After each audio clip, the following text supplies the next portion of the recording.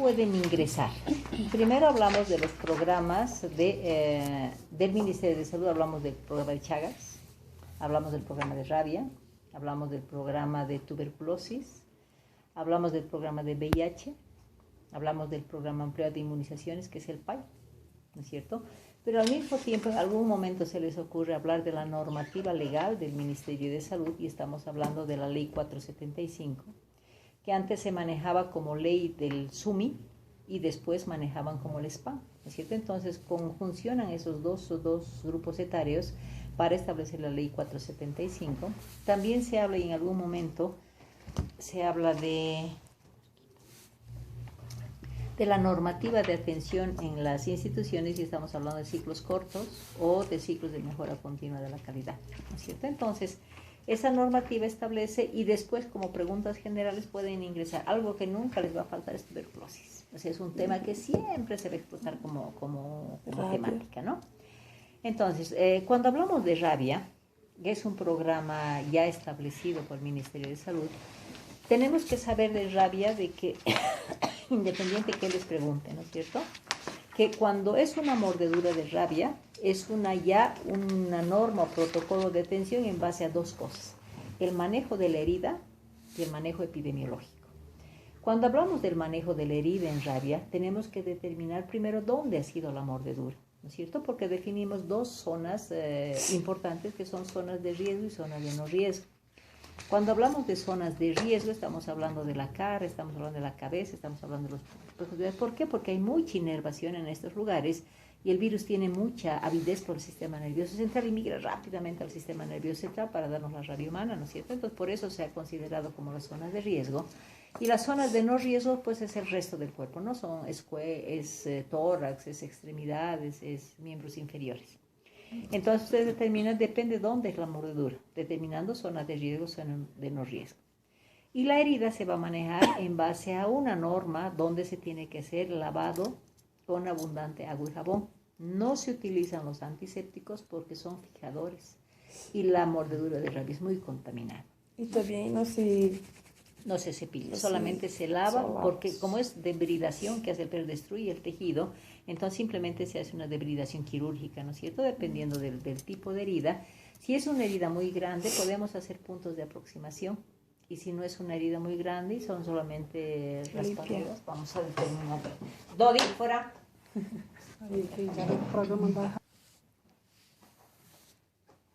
Tenemos razón. Entonces determinamos eso, ¿no es cierto? ¿Qué hacemos con la herida? Después de lavar, tenemos que considerar los puntos de aproximación que hemos dicho, y si no, pues simplemente lavado, ¿no es cierto? Para posteriormente considerar dos situaciones. Que como son heridas con debilidación y tejido necrótico, entonces el riesgo es del tétanos. Entonces tenemos que poner toxoide. Obviamente va a depender de la edad del niño, porque si estamos con esquema de vacunas completas no necesitamos el toxoide. Pero si es un niño que no tiene vacunas, o es un adulto o un adolescente, entonces vamos a considerar que ese niño o adolescente va a necesitar toxoide. Es una dosis única que se va a aplicar intramuscular. También tenemos el riesgo de que el estafilococo puede sobreinfectar esta herida. Entonces es obligatorio poner o administrar la dicloxacilina, porque estamos con el Diógenes, estamos con agentes gram positivos porque están en la piel. Entonces vamos a manejar con la dicloxa, que nos va a abarcar todos los positivos más el estafilococo aureus. Dosis de la dicloxacilina, 50 miligramos kilo peso, le vamos a dar cada 6 horas por periodo de 10 días. Posteriormente, ¿qué es lo que hacemos? Llenamos la ficha epidemiológica, donde en la ficha epidemiológica vamos a determinar primero dónde ha sido el lugar de la mordedura, qué tipo de herida, se pone el nombre del dueño, se pone el estado vacunal del perro, si es que se lo conoce, y si es desconocido, pues se registra como desconocido, pero todo perro desconocido es alto riesgo, ¿no es cierto? Entonces, una vez que se ha hecho la investigación, se determina si se va a vacunar o no se va a vacunar a ese niño o ese adulto. Porque si fuera un perro conocido y que tiene vacunas, simplemente se va a observar al perro. No nos olvidemos que con la vacuna, como son vacunas que se hacen en campañas, muchas veces no se logra una norma de manejo con una temperatura adecuada. Entonces la vacuna puede ser no tan eficiente como estamos buscando. Entonces puede en algunos casos darse perros que han sido vacunados, pero con una vacuna que no ha sido manejada en una cadena de frío adecuada. Entonces por eso es que se lo observa al perro antes se manejaba la observación de 10 días. Actualmente se observa durante 15 días, ¿no es cierto? Porque en ese periodo tenemos que buscar el cambio de conducta del perro, porque la rabia en el animal tiene 3 etapas. ¿Cuál es la primera etapa? La fase furiosa, donde el perro va a querer morder hasta los dueños de casa, y se establece también las fobias. La fotofobia, por eso busca lugares oscuros. La hidrofobia, rechaza el agua y al mismo tiempo tiene una cialorrea tan importante que el perro empieza a babear, ¿no es cierto? Entonces esa es la etapa grave de alta contagiosidad. Y esa etapa más o menos va a durar de 5 hasta 6 días. Posteriormente va a entrar en la etapa paralítica, donde el perro va a empezar a paralizar, empezando por los miembros posteriores y va en carácter progresivo, para después establecer la muerte del animal, ¿no es cierto? Y ese periodo se va a dar en 10 días. Normalmente podemos esperar hasta 15 días. En ese momento, si era un perro conocido, nos da el tiempo suficiente para empezar la vacuna en el ser humano, porque en el ser humano el periodo de incubación, si no es zona de riesgo, nos da un periodo de incubación de 6 meses, 8 meses fácilmente. Entonces nos da el tiempo suficiente para empezar la vacunación. Entonces, si ese perrito ha muerto y se constata de que es rabia, entonces es obligación también de todo perro que está muriendo con sospecha de rabia, decapitar a ese perro y enviarlo a un centro que es el SENASAC que manejamos acá en Cochabamba, donde tenemos que hacer el análisis del cerebro, y en los núcleos de la base vamos a encontrar los corpúsculos de Nigri, ¿no es cierto? Entonces ese es el diagnóstico y nos dice vacunen al ser humano, o sea, tenemos tiempo de la vacunación. El esquema de vacunación va a depender si es un esquema profiláctico, vamos a decir que es el esquema cortado, que vamos a dar 10 dosis, ¿no? Donde vamos a dar una dosis. La administración va a ser vía subcutánea, generalmente se utiliza la vía periumbilical, y se hace la vacunación, una vacuna cada día durante 7 días, y después se va a dar el refuerzo, uno cada semana hasta completar las 10 dosis. Pero si estamos hablando de zona de riesgo, no podemos esperar ni vigilar al perro, ¿no es cierto? O sea, buscamos el antecedente de la vacuna. Si el perro es vacunado, nuevamente lo observamos, ¿ya? Pero si fuera un perro desconocido y en zona de riesgo, es obligatorio empezar la profilaxis, que se llama, que es la aplicación del suero antirrábico humano, donde vamos a utilizar un suero ¿cómo?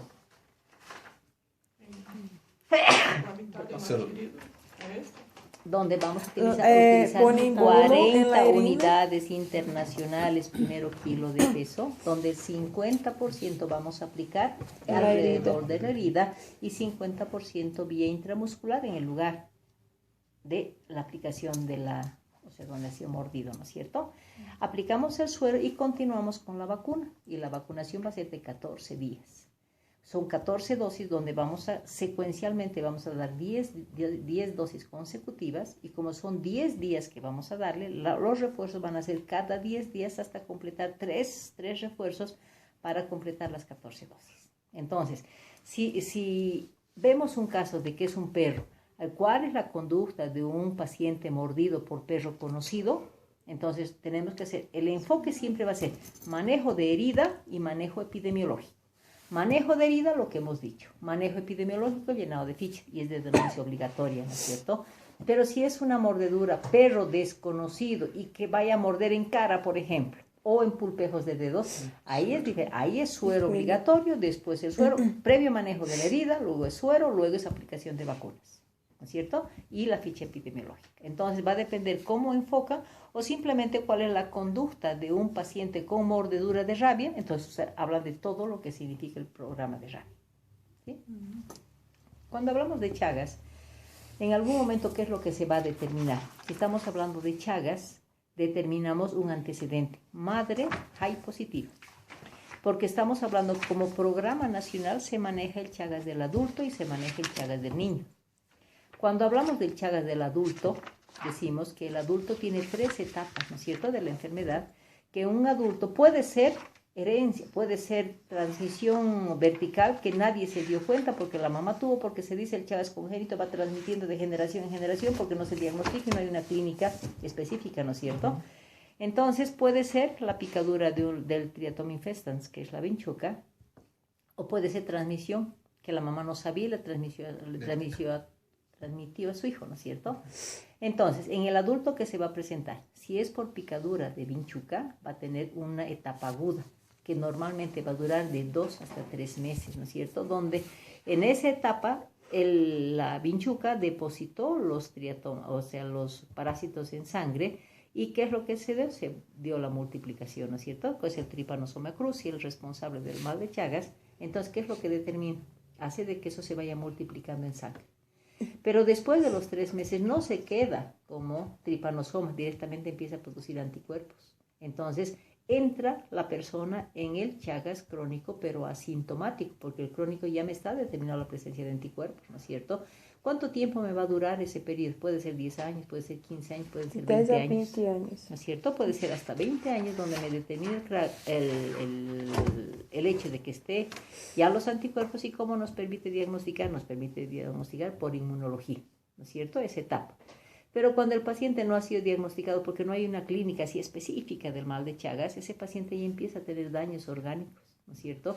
Lo primero que va a dañar es el corazoncito, donde va a alterar la conducción, y luego va a tener alteraciones de los megaórganos, megaesófago, megacolon, cardiomegalia, que se va a dar. Entonces, esa etapa ya no podemos hacer nada.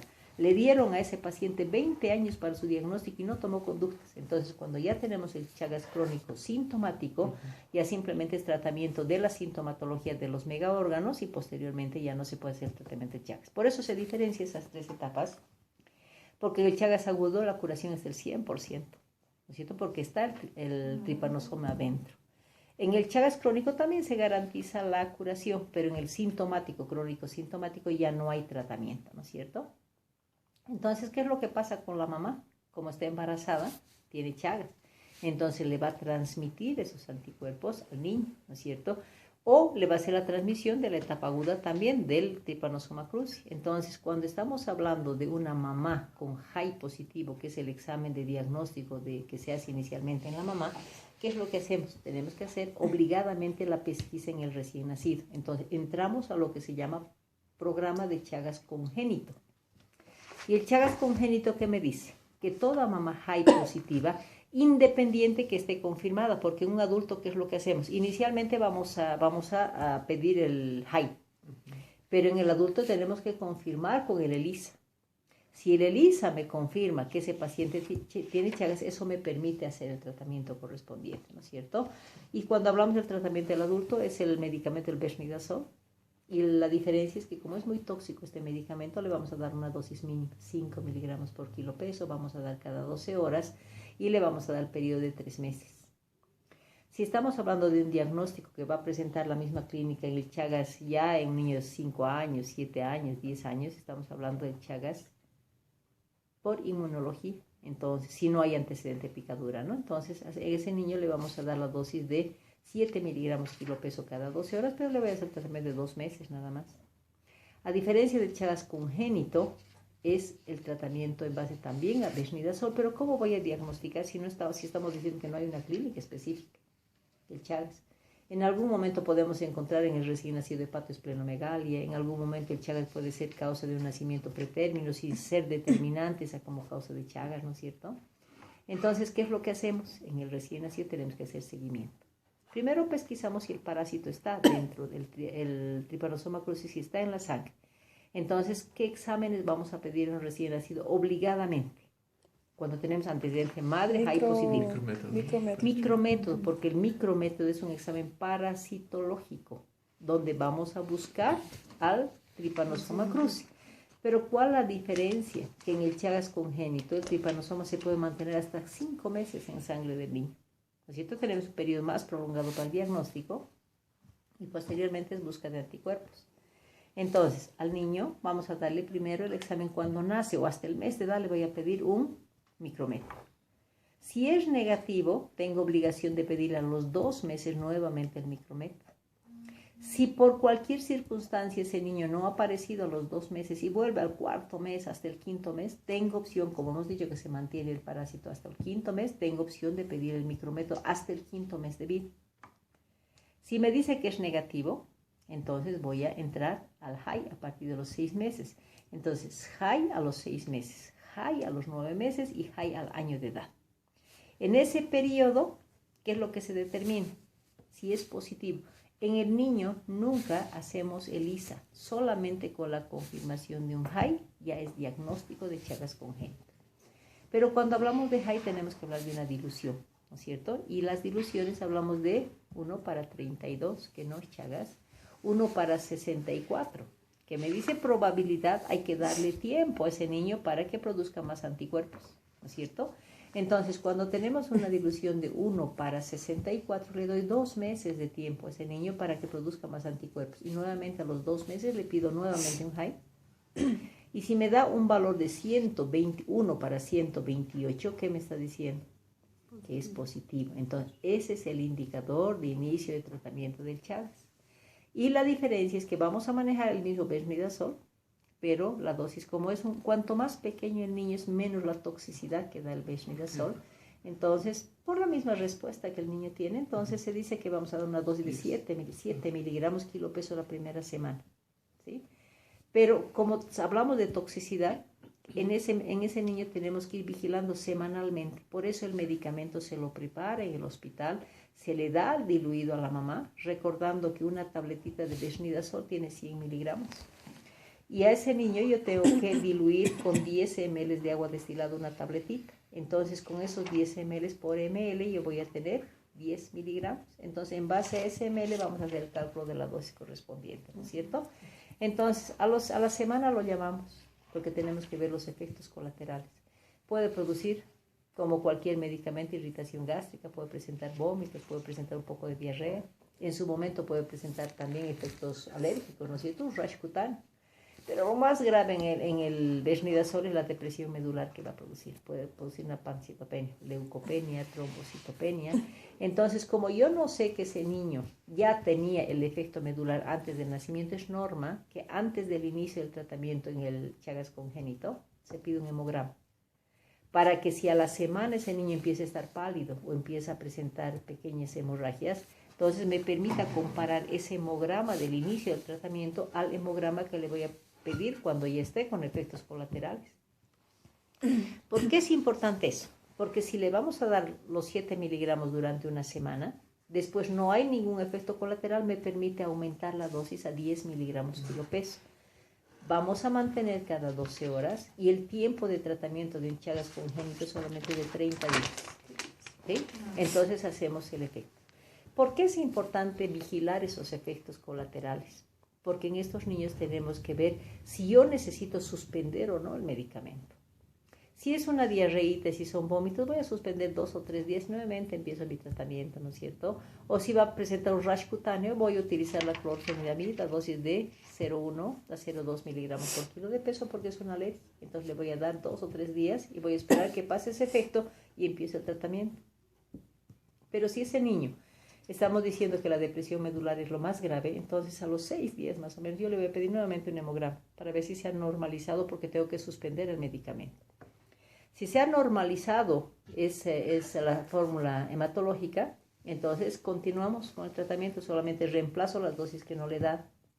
Pero si ese niño mantiene sus efectos colaterales graves, entonces puede suspender más de 7 días, pero toda vez que se ha suspendido más de 7 días ese tratamiento, se anula el tratamiento. Esperamos que se normalice ese organismo para nuevamente implementar, nuevamente iniciando el tratamiento correspondiente.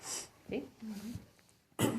Ahora, ¿cuál es el efecto más grave que da el Bexnidazol como efecto colateral? Aplasia. Puede llegar a una aplasia, sí. Es cardiotóxico, hepatotóxico. Por eso se pide, en los adultos se pide todas las fórmulas, o sea, se pide transaminasa, se pide todos los valores de hígado y riñón, o sea, riñón, páncreas, hígado, ¿no es cierto? Se pide para ver si vamos a empezar el tratamiento, pero en los niños no pedimos eso, simplemente hablamos del hemograma, porque hemos dicho que la toxicidad del Bexnidazol es menos en los lactantitos, ¿no es cierto? Los neonatitos. Nos permite hacer el tratamiento y corroboramos de que se ha cumplido el tratamiento, ¿no es cierto? Pero en el adulto, generalmente, el síndrome más grave es el síndrome de Stevens-Jones. ¿no es cierto? Que es el efecto más grave que se ha esperado y que incluso ha llevado a casos de muerte en un niño por el efecto colateral. ¿Sí? Por eso que se empieza con dose baja. Entonces, ¿por qué ustedes, en qué momento van a hablar de Chagas? Muchas veces están tocando simplemente control prenatal, ¿no es cierto? Les dicen, a ver, ¿qué laboratorios tú pides para una mujer embarazada de un control prenatal? Ustedes piden grupo, piden RPR, piden todo lo que significa control. Y si tuvieras un RPR positivo, entran a sífilis. Y si tuvieras un high positivo para Chagas, entran a Chagas. Entonces, muchas veces de una mamá, o por coincidencia, si les toca un caso clínico de una materna, por ejemplo, y tiene la mamá, dice, les va a decir, tengo Chagas. Entonces, tienen obligación de poner Chagas. Entonces, ahí entramos a lo que es Chagas, ¿no es cierto? Y ahí hablan del Chagas del adulto, etapas del Chagas y el Chagas congénito, ¿no? Entonces, ese es un programa que ya está establecido también. Si consideramos un programa que es el pilar del Ministerio de Salud, hablamos del PAI, ¿no es cierto? Y cuando hablamos del PAI, muchas veces háblame de las vacunas, háblame del esquema de vacunas, les dice, ¿no? O simplemente háblame del PAI. Entonces, lo que nosotros tenemos que tratar de dar una respuesta mucho más amplia, ¿no es cierto? Y cuando hablamos del PAI es el Programa Ampliado de Inmunizaciones que establece vacunas al menor de 5 años y vacunas a la mujer en edad fértil, ¿no es cierto? Ese es el esquema del PAI. Donde en las vacunas del esquema del menor de 5 años consideramos primero la vacuna de la BCG, y la BCG es el bacilo de Calmette-Guerin, que es el nombre que se le ha dado a esa vacuna por los autores que han hecho los traspasos en papa glicerinada y viris de buey para lograr la eficiencia de esta vacuna. Por eso se le da el nombre de bacilo de Calmette-Guerin, ¿no? Y esta vacuna significa que vamos a ponerle al recién nacido o hasta el mes de edad. ¿Cuál es el objetivo de esta vacuna? ¿Por qué se le pone al recién nacido hasta el mes de edad? Formas graves de la tuberculosis. Que la vacuna previene las formas graves de la tuberculosis, no la enfermedad, pero el objetivo de la vacuna es poner el primer contacto con un agente atenuado y no un agente patógeno, porque en el medio donde vivimos tenemos alta incidencia de tuberculosis, ¿no es cierto? Se dice que tenemos en Cochabamba el 1%, donde 100 de cada persona, uno tiene tuberculosis. Entonces, si un niño está en lugares concentrados como un micro, un lugar de concentración y está tosiendo, ¿cuánto es el perímetro que más o menos una persona que está tosiendo o estornudando con un bacilífero va a diseminar? Hasta 6 metros, ¿no es cierto? Entonces, de 5 a 6 metros, entonces está tosiendo en un micro, por ejemplo, está diseminando todo eso, ¿no es cierto? Entonces, por eso el objetivo de la vacuna de la BCG es poner al primer contacto del niño con un bacilo atenuado, ¿sí? Y al mismo tiempo es una vacuna que va a prevenir las formas graves y no la enfermedad misma, ¿no es cierto? Es una vacuna que se le va a poner a una dosis al recién nacido hasta el mes de edad, a una dosis de 0.1. A ver, todas las vacunas inyectables, todas son 0.5 ml, excepto la vacuna de la BCG que es 0.1, ¿no? Entonces es 0.1 ml, le vamos a administrar por vía intradérmica. Y hay que vigilar que se haga la papulita, la lesión que va a dar cuando le estamos inyectando, porque una mala aplicación pues no nos va a dar el efecto correspondiente, ¿no es cierto? ¿Tiene eso todo de brazo? El brazo derecho es una norma, o sea, se aplica 0.1 ml, vía es intradérmica en la región deltoidea del brazo derecho. Y esta vacuna va a dar un efecto colateral aproximadamente a los 20 a 30 días, donde nos va a dar una adenitis, un proceso inflamatorio con supuración y posterior cicatrización.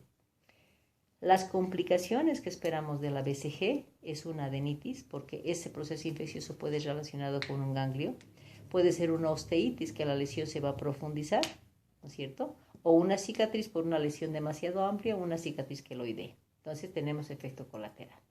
¿Y quién no tiene? Quien no tiene quiere decir que lo han vacunado mal o una mala dosis o una vacuna que no ha tenido el efecto que esperábamos, ¿no es cierto? Puede ser vacunado de nuevo. Eso vamos a tener. Entonces, Que yo no tengo. Ya, si no tienen, Nada. ¿qué es lo que pasa? O sea, lo que esperamos en la vacuna es eso, ¿no es cierto? Entonces nosotros decimos hasta los efectos colaterales. Y si no tuviera, ahí entran las preguntas, ¿no? Y si un niño no tuviera BCG y llega y está con 4 o 5 años y no tiene la cicatriz, ¿cuál es tu conducta? ¿Los revacunas? No. Se puede revacunar, pero primero, ¿qué tenemos que hacer? ¿De tuberculina? La PPD, entonces, ¿qué es la La PPD? PPD. Es la proteína purificada derivada del bacilo que se va a aplicar también a dosis de 0,1 ml en la cara anterior del brazo, donde va a medir la inmunidad celular. La vacuna de la BCG desarrolla inmunidad celular y inmunidad humoral. La humoral no nos sirve de nada, la que nos sirve es la inmunidad celular porque van a ser macrófagos sensibilizados, de manera en que si hacemos la PPD, ¿qué es lo que determinamos? Si le aplicamos y va a ser su papulita menos de 5 milímetros, ya ha tenido contacto este niño, no necesita vacuna. Pero si esa PPD le pones y es negativo, entonces la inmunidad celular no la tiene ese niño. Entonces, en ese niño que tiene una PPD, obviamente si no es un desnutrido ese niño ni está utilizando corticoides, ¿no? Entonces, en ese niño que tiene una PPD negativa, tienes opción de vacunar. ¿Qué es lo que pasa con los niños? En Estados Unidos no es norma vacunar la BCG, en Europa no es norma vacunar la BCG porque no tienen incidencia de tuberculosis. Entonces, hay niños que llegan a Bolivia y dicen, mi hijo no tiene vacuna, quiero ver si lo puedo vacunar por la edad, puede ser 3, 4, 5 años. Por la edad, señora, yo tengo que hacer primero una PPD. Si me da una PPD negativa, puedo vacunar, porque no tiene contraindicación la BCG por edad. Pero tengo que demostrar si no he estado en contacto, porque si estuvo en contacto con un bacilo patógeno, ya desarrolla inmunidad. Doutora, entonces- es positivo cuando es menor que 5? Si es un niño no vacunado, menor a 5. Si es un niño vacunado, puede llegar hasta 10 milímetros. ¿Ya? ¿Por qué? Porque la PPD no es más. ¿Qué es lo que pasa con la PPD? Como es un elemento derivado del bacilo, entonces lo ponemos, ¿qué es lo que hace? Activa inmediatamente la inmunidad celular, los macrófagos que están sensibilizados. Si le ponemos aquí una fracción de proteína, entonces al ver eso, todos los macrófagos que están sensibilizados piensan que es una tuberculosis, entonces toditos se entran y se concentran ahí y produce una lesión eritematosa y una papulita. Entonces, es la inmunidad celular la que te está marcando que ese niño tiene. Y pasa. Y pasa, o sea, pasa. Entonces yo tengo que hacer eso. Tendrías que hacerlo, pero ya se está en contacto, 100%. Vives en Cochabamba, Ya lo más vives probable es aquí, que- claro, ya has tenido contacto. Contacto. Ahora, el hecho de tener contacto no quiere decir que te enfermes, porque el organismo también tiene su mecanismo de defensa, porque vas a desarrollar una prima infección. La vacuna depende de- tengo, pero Pero no, no surte tiene el cicatrices. efecto deseado. Por eso, si es que te han puesto, por ejemplo, por vía subcutánea, entonces puede ser que no logres esa inmunidad que se espera porque la vía no es correcta. Pero ya en el medio ambiente donde has estado ya tienes contacto. Entonces tu mismo organismo ha determinado una prima infección y ha desarrollado la inmunidad celular. Entonces ya no necesitas vacuna, pero si es que quieres no se puede Pero hacer. ese contacto que ella tuvo no previene contra formas graves, ¿o sí? No previene porque le da la inmunidad celular, ¿qué es lo que hace? Si tienes inmunidad celular en tu organismo, tienes que esperar que haya mucho bacilo, porque si entran unos cuantos bacilos, esa inmunidad celular fagocita, lo lleva a los ganglios y localiza y anula la infección. Pero si te están invadiendo muchos bacilos, no va a haber inmunidad celular que controle. Entonces ese niño va a desarrollar enfermedad. Por eso la diferencia en la tuberculosis es la infección y la enfermedad. Infectado es aquel niño o adulto que haya tenido en su momento un contacto con el bacilo, logró su primera infección y logró estabilizar y bloquear esa infección. Por eso se llama infección. En cambio, la enfermedad ya es propia de toda la sintomatología, ¿no es cierto? y la dosis para adulto La dosis es lo mismo. mismo, es la misma. Es PPD, es como una vacuna. Entonces si quiero puedo. Si quieres, puedes. Ya, pero no es como, ya te van a decir, ya no necesitas porque ya se está en contacto.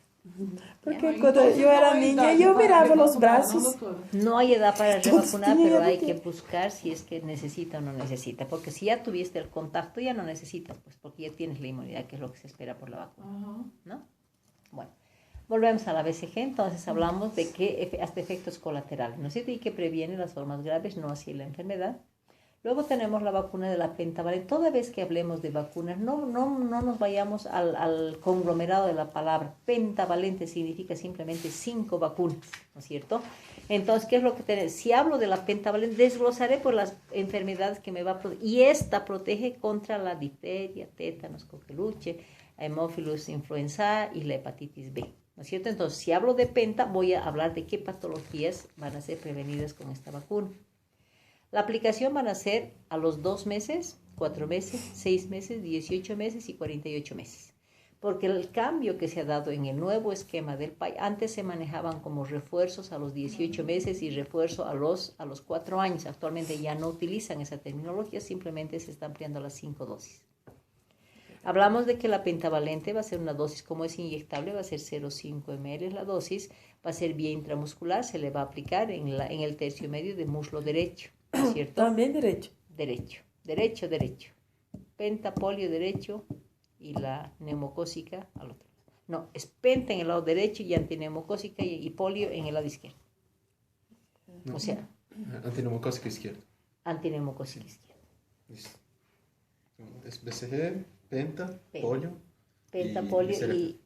No, pues es antineumocócica. Exacto. Las Antineum- SRP aquí arriba, ¿no? Entonces, es 0,5 ml, es vía intramuscular. Los efectos que se esperan de esta vacuna es porque como son 5 vacunas, entonces va a producir dolor en el lugar de la aplicación, va a presentar un síndrome febril, por eso que el sistema de salud ya otorga al paciente el paracetamol para evitar los efectos colaterales.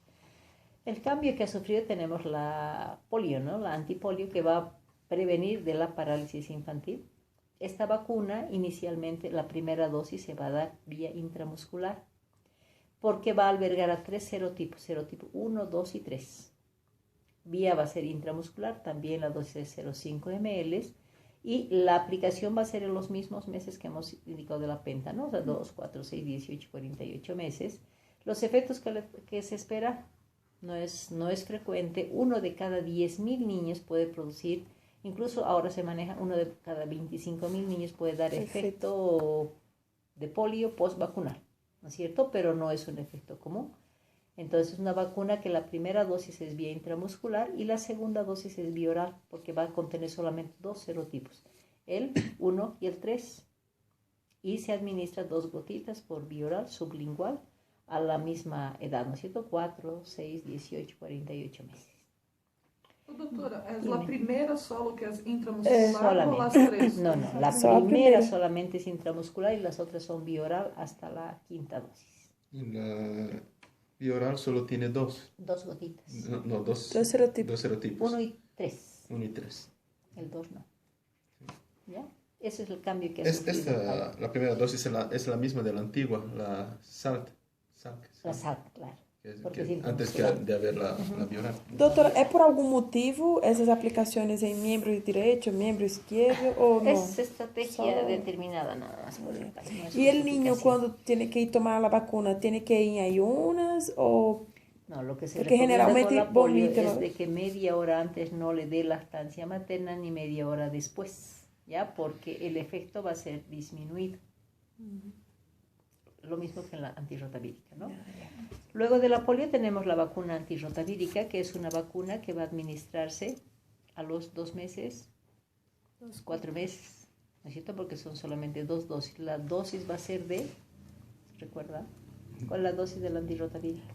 1.5? 1.5 ml es bioral, ¿no es cierto? Pero esta vacuna, en caso de retraso de aplicación de vacuna, se puede administrar hasta los 8 meses.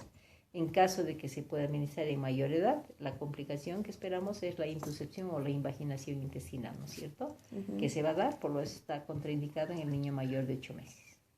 Luego tenemos la vacuna de la antineumocócica, que va a prevenir la neumonía y la meningitis por neumococo. La dosis va a ser 0,5 ml. La vía de administración va a ser intramuscular en el muslo izquierdo, donde se va a administrar 0,5 ml a los 2 meses, a los 4 meses, 6 meses, pudiendo en casos retrasados aplicar hasta el año de edad, pero no se aplica nunca después del año de edad. ¿Sí? Los efectos colaterales van a ser similares a la pentavalente, con proceso inflamatorio en el lugar de la aplicación y, ¿qué más? Y la fiebre, el síndrome febril que se va a presentar, ¿no es cierto? Luego tenemos la vacuna del año, ¿no es cierto? Que se va a aplicar a los 12 a 23 meses. Influenza. Se va a aplicar, la influenza es estacional, Ai, ¿no es cierto? La influenza estacional que se va a aplicar en los niños menores de 2 meses. Aplicamos 2 dosis de 0,25 ml con el intervalo de 1 mes, ¿no es cierto? Pero los niños mayores ya aplicamos 0,25, pero una dosis única. Y el mayor de 1 año, en caso necesario, se aplica 0,5 ml hasta la edad adulta, ¿no? Que es del adulto mayor. Pero, cada año. Cada año. Pero esta vacuna es estacional, por lo tanto la inmunidad va a durar solamente un año, ¿no es cierto? Entonces, por eso que la revacunación obligatoria es anual, ¿ya?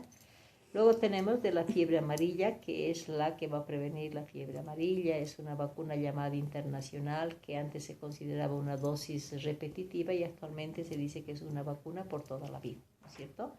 La dosis que se va a aplicar es de 0,5 ml, va a ser vía intramuscular o subcutánea, pero vamos a aplicar en la región deltoidea del brazo derecho junto con la BCG. Los efectos colaterales pueden ser simplemente dolor, leve dolor en el lugar de la aplicación. Luego tenemos la triple viral. ¿Aplica junto con la BCG? No, en el lugar de la BCG, en la región deltoidea. La BCG. No, en el mismo lugar. La BCG es en el brazo derecho, pero al recién nacido, y la fiebre amarilla es a partir del añito, ya no, o sea, 23 meses. La SRP llamada la triple viral, que es sarampión, rubiola y papera. Esta vacuna va a ser aplicada también en la región deltoidea, pero del brazo izquierdo, una dosis de 0,5 ml como dosis única, ¿no es cierto? En esta vacuna no se tienen efectos colaterales, pero sí está contraindicado a partir del año de edad, porque también nos da como efecto colateral la encefalitis por pertussis, porque esta vacuna está preparada en el mismo medio de la pertussis. Luego, la edad escolar, antes, como se ha ampliado a los 5 años, al niño en la edad escolar ya se supone que este niño ya está vacunado con aproximadamente 6-7 años de protección. Entonces, directamente después de este niño, se puede aplicar en la edad escolar, a los 9 a 12 años, 2 dosis de DT del escolar, que es a 0,5 ml, por vía intramuscular, pero se aplica en la región deltoidea del brazo derecho, pero con el intervalo de 2 meses, ¿no? En la edad escolar.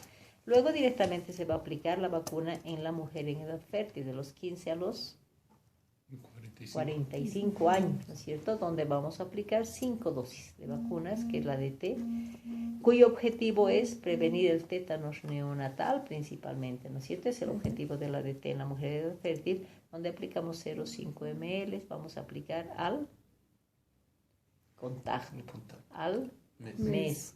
A los 6 meses, al año y al año, ¿no es cierto? Entonces, cumplemos y esa persona ya está con inmunidad definitiva, ¿no? Entonces, ¿cuánto tiempo se ha hablado del PAI? Entonces, lo que yo necesito es que ustedes tengan esa defensa, si quieren, del PAI, para hablar todo completo. Entonces, eso es mostrar conocimiento. Es diferente que digan, a ver, la BCG. La BCG es dosis de 0,1 ml intramuscular en brazo derecho. Pentavalente, 0,5 ml, 2, o sea, necesitamos fluidez y ampliar nuestra respuesta, ¿no? Porque ese es el convencimiento que tienen que mostrar ustedes cuando den una respuesta del PAI, ¿no? Para lograr la eficiencia del PAI, ¿qué es lo que se necesita? Mantener una cadena de frío adecuada, donde la cadena de frío nos garantiza la temperatura de mantención desde la fabricación hasta el lugar de la aplicación, donde va a ser una temperatura de más 2 y más 8 grados. Y la cadena de frío establece también la organización y el almacenaje de las vacunas, donde en la parte superior van a estar colocadas las virales y en la parte del medio van a ser las bacterias. Pero la cadena de frío también implica el tiempo de aplicación de las vacunas. Y las vacunas determinan todas las liofilizadas. ¿Quiénes son las liofilizadas? ¿Qué es liofilizada? Son vacunas secas donde hay que añadir diluyentes. Y esa es la BCG, esa es la SRP, esa es la fiebre amarilla, ¿no es cierto? Porque la polio, la penta son unidosis, la antirrotavírica también, entonces cuando es unidosis no hay problema. Entonces, las liofilizadas son vacunas que duran solamente una jornada de trabajo, son 6 horas de tiempo de vida de esas vacunas. Por eso es que en los sistemas de salud se establecen vacunas días fijos. La BCG solamente los lunes y los viernes, por ejemplo. Entonces, ¿por qué? Porque esa vacuna se la prepara y se tiene que terminar. En cambio, la polio, que es multidosis, eso no hay problema. Y las multidosis se utilizan durante un mes, o sea, son duración una vez abiertas de 4 semanas, pero manteniendo una temperatura de más 2, más 8 grados, ¿no? Entonces, hablamos de PAI. Doutora, isso também tem que falar no PAI? Si te preguntan, ¿y en base a qué logras la eficiencia de la vacuna? La eficiencia de la vacuna significa una dosis adecuada, una vía adecuada, un esquema adecuado y una garantía de cadena de frío. Son las 4 condiciones de la eficiencia de una vacuna. ¿Ya? Entonces, si tú le pones, por ejemplo, una BCG subcutánea, no es, o sea, la dosis tiene que ser correcta, ¿no es cierto? Luego, ¿qué más tiene que ser correcto? La vía. La vía, no puedes poner vía intramuscular o subcutánea, ¿no es cierto? Y luego garantizas con una cadena de esquema adecuado, o sea, tienes que poner en la edad los refuerzos adecuados y la cadena de frío que te garantiza la temperatura para mantener la viabilidad de vacunas. ¿No? La BCG puede ser hasta un mes. Puede ser hasta un mes. Doutora, e a BCG em ninhos menos de 2 quilos não se vacuna? La cosa, me olvidaba, es la contraindicación, todo niño que es menos de 2 kilos no se puede vacunar y todo niño que utiliza corticoides o es hijo de madre de VIH con VIH, antecedentes de VIH, tampoco vacunas, porque es una vacuna oportunista. Entonces, si es un paciente, por ejemplo, con una madre VIH positiva, vas a reactivar la enfermedad, ¿no es cierto? Entonces está contraindicada. Y en pacientes con VIH está contraindicada las vacunas, las virales, las bacterianas, ¿no? Excepto la BCG. Pero, doutora, em todas com vírus ativos atenuados, que não se pode não ver, em imunodeprimidos. Por eso, en la madre Não con só a VIH, BCG, né? Todas no, as... la BCG es bacteriana y está contraindicada en el paciente con VIH. Y todas las vacunas virales que son liofilizadas también están contraindicadas porque son oportunistas. En cambio, la penta, por ejemplo, puedes poner a un paciente, o sea, las bacterianas sí se ponen, ¿no? En el caso de VIH. ¿No? El niño com tuberculose tá pouco... ¿Cuándo le quieres poner la vacuna?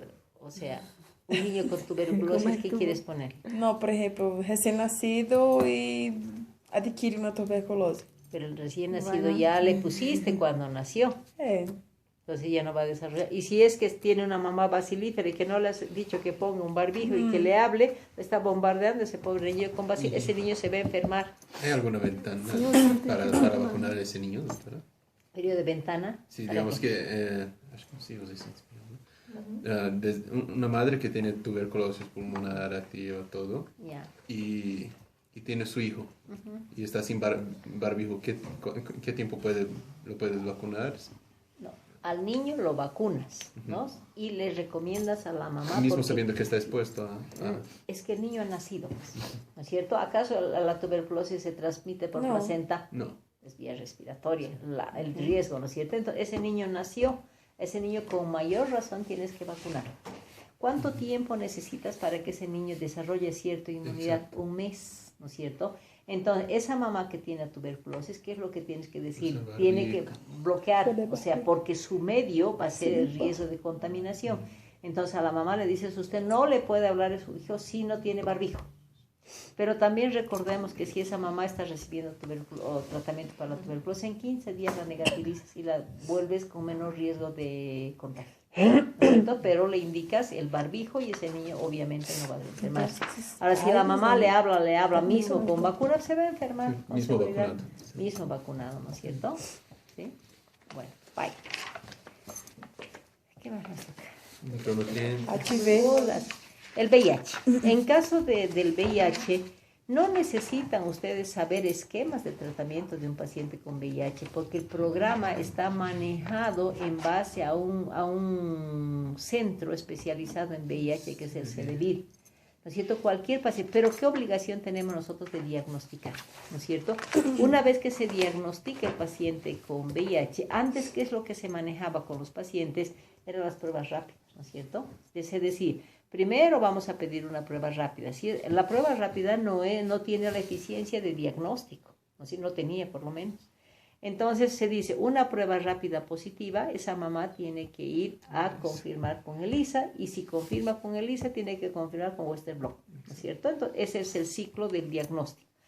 Actualmente, ¿qué es lo que se está manejando? Eso es un centro organizado ya para el manejo de pacientes con VIH, donde a ese paciente le van a hacer todo el seguimiento, todo el control, recuento de CD4, carga viral, todo ello. Entonces, nosotros como médicos, ¿qué tenemos que hacer? Diagnosticar, ¿no es cierto?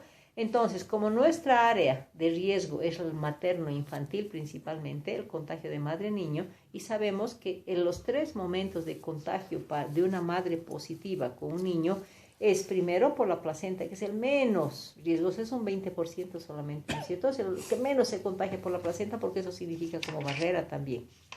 El riesgo que se tiene es que si le damos curso, un trabajo de parto vaginal, porque la mayor carga viral está en el canal del parto. Entonces, es el segundo momento y es el de mayor riesgo. Y el tercer momento de contagio va a ser el paciente con lactancia, que recibe lactancia materna. Por eso, dentro de esos 3 momentos tenemos que considerar primero el diagnóstico. Entonces, por norma institucional, toda mujer embarazada tiene obligación de tener un resultado de la prueba de VIH. Ustedes me hablarán del periodo ventana, ¿no es cierto? Entonces se dice que a una mamá tienen que, en los 3 periodos, o sea, tiene obligación de tener 3 pruebas reactivas, pruebas rápidas, en los 3 trimestres del embarazo. Entonces, si fue la primera, un periodo de ventana, en el segundo nos va a dar. O si se contagió en el segundo trimestre, el tercer trimestre nos va a dar. Entonces, ninguna mamá entra a un trabajo de parto sin una prueba rápida realizada. Si es positiva, automáticamente por determinación se indica parto cesárea por ese riesgo que hemos determinado y se indica la suspensión de lactancia materna hasta la confirmación de la mamá. Porque como hemos dicho que no tiene la especificidad la prueba rápida, pero ya es dato de sospecha, entonces se le da la indicación a la mamá y luego se manda a confirmar para ver si es que continuamos con lactancia o no. Entonces se toma como profilaxis, vamos a decir eso. Pero al mismo tiempo, si tenemos una prueba rápida, también tenemos que disminuir la carga viral si esa mamá tiene, ¿no es cierto? Entonces, unas 2 horas antes del trabajo de parto tenemos obligación de darle sidobudina vía endovenosa, le vamos a dar 2 miligramos kilo peso para disminuir carga viral. Pero también tenemos obligación de ese niño de protegerlo. Entonces, ese niño inmediatamente nace, tengo que administrarle también sidobudina. Pero la sidobudina vamos a darle a dosis de 4 miligramos por kilo de peso, le vamos a dar cada 6 horas durante el periodo de un mes, hasta que se defina el manejo de la mamá y al niño. Nunca se pide prueba rápida al niño, porque es una prueba que mide anticuerpos. Entonces puede ser traspaso al niño. Entonces ninguna prueba de diagnóstico es útil en el recién nacido.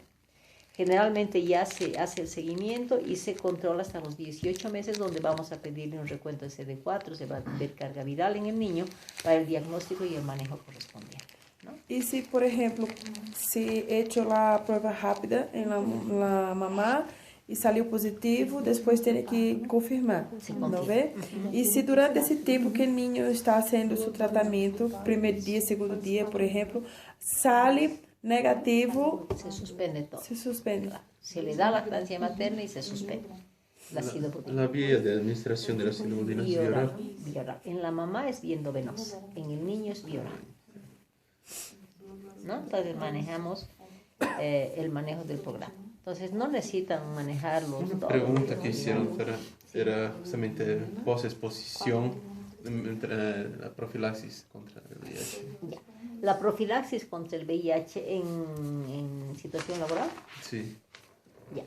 Cuando se hace de profilaxis se determina, se utiliza la sidobudina y la salcitabina, son 2 retrovirales.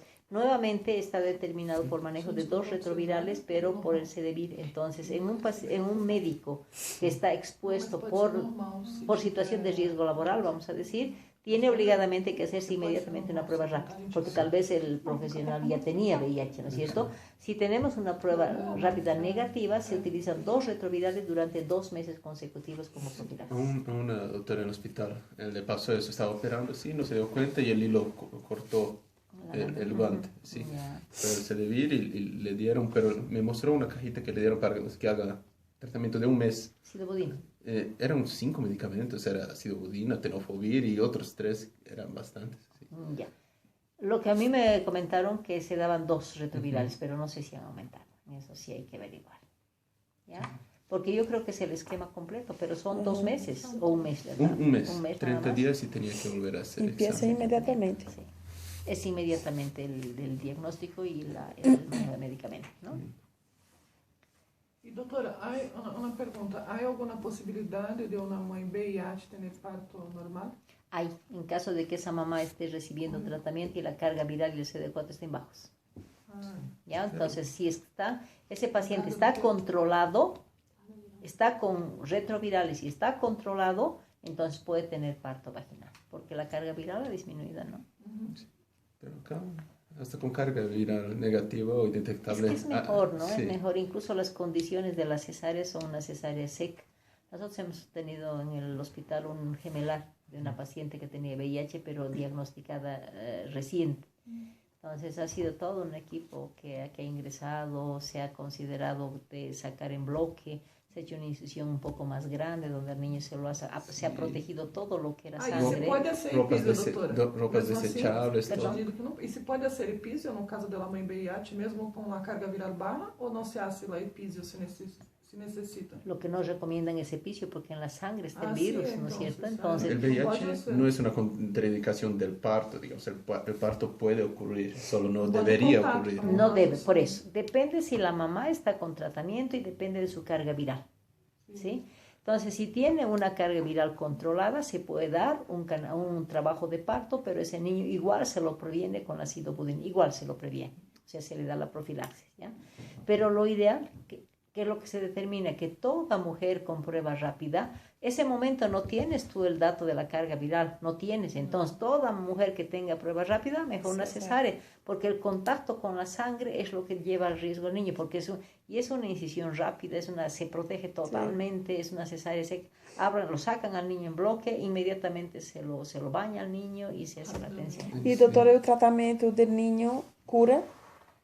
Es que la transmisión, no te olvides que hay muchas mamás que tienen VIH y tienen niños totalmente sanos. O sea, no es obligación de que la mamá VIH, el niño tenga VIH.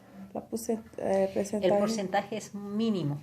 Entonces, pero al niño, como están haciendo, puede ser que haya tenido un poquito de virus, entonces ahí le estás administrando el ácido budina, ¿no? Para disminuir la... En el hospital había una mamá que era su quinta cesárea y era VIH. Desde de la primera gestación ya sabía que era. Qué inconsciente la mamá, Sí. ¿no? Eso sí Y da los doctores así inconsciencia. enojados, alguien debería ligarla, así decía. Pero es que es una inconsciencia. Y ella Puede no quería. ser que el niño no tenga, pero y si tiene, lo está condenando a ese niño a tener una enfermedad grave, ¿no? Sim. Sin Por que tener o médico derecho a não la hace vida. uma ligadura? No puedes, por ley no puedes. Tiene que Política, autorizar. ¿no? É Mesmo só, sendo VIH depois só do terceiro leis. hilo, doutora? No, o sea, la indicación si es una cesárea previa a las 3 cesáreas, esa es indicación ya de ligadura, ¿no? Pero por Entonces. indicación por cesárea. Pero igual tiene que autorizar. Si no te autorizan, no puedes. Pero la madre tenía que Hay, Agradecer. hay médicos que nem hablam. Hay madres, ¿no? porque, O sea, putz, bueno, son condiciones. Y esa vez también dijo, no, me voy a hacer ligar. Después que ya había pasado la cesárea y he dicho, ya quédese un día más para ligarla y se fue, se escapó. Son madres inconscientes, ¿no? Bueno. Entonces, todos estos programas pueden entrar en base a patologías que pueden, y hemos llevado ERP, o sea, sífilis, ¿no es cierto? Entonces, en algún momento pueden decir, ¿y si tuvieras un ERP positivo? ¿Y si tienes un VIH positivo? ¿Y si tienes esto positivo? ¿Un HAI positivo? Entonces, ¿cuál es el manejo del niño? Entonces, ahí entran lo que es investigación de todo lo que son programas, ¿no? Luego, micronutrientes. Eso es una norma institucional también, porque todos los niños para eso se hace el control niño sano, para eso hay leyes que han establecido. Por ejemplo, los micronutrientes se van a administrar, sabemos, ¿quiénes han hecho internado aquí? No. Entonces ya saben, ¿no? Que todo niño a partir de los 6 meses tiene que recibir sus chispitas. Son 60 sobrecitos. ¿Cuál es la composición de las chispitas? Vitamina A, vitamina C, ácido fólico, hierro e zinc. Sí. Entonces se la administra a partir de los 6 meses. Necesita saber la dosis? No necesita, simplemente composición. Entonces administramos 60 sobres en el niño de 6 meses a 11 meses. El niño que ha cumplido un año, hasta un año 11 meses, le administran nuevamente su segundo paquetito de 60 sobres de chispitas nutricionales, pero el niño mayor de 2 años ya administramos el ferrazol, que es sulfato ferroso más ácido fólico. Y el sistema establece que le vamos a dar a los 2 años 25 gotas y le damos los 3 frascos. Y si es un niño de 3 años, le vamos a dar 30 gotas y le vamos a dar 4 frascos. ¿Cuál es el objetivo de eso? Es prevención de anemia, y la prevención de anemia es en 2 meses. Por eso se da 60 sobres y los 3 y 4 frascos le van a terminar. ¿Se acuerdan cuando hablamos de anemia? Que el tratamiento son 4 meses, pero es tratamiento y la prevención son 2 meses.